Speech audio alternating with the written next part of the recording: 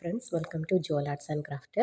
ഇന്ന് നമുക്ക് സിമ്പിളായിട്ടുള്ള ഒരു എംബ്രോയ്ഡറി ഡിസൈൻ ചെയ്യാം. ഇത് ഫ്രോക്കിലൊക്കെ ചെയ്യാൻ പറ്റുന്ന ഒരു ഓൾ ഓവർ ഡിസൈനാണ്. ഇതിൽ ഫ്ലവർ കൊടുക്കുന്നത് ഫ്രഞ്ച് നോട്ടാണ്.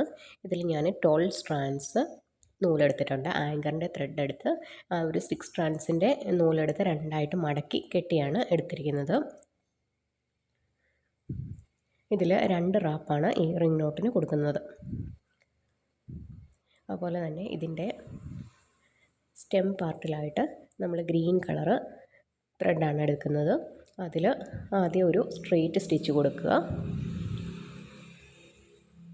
ഇങ്ങനെയൊരു സ്ട്രെയിറ്റ് സ്റ്റിച്ച് കൊടുത്തതിന് ശേഷം ഇതിൻ്റെ 2 സൈഡിലോട്ടും ലീവ്സ് വരുന്നുണ്ട്.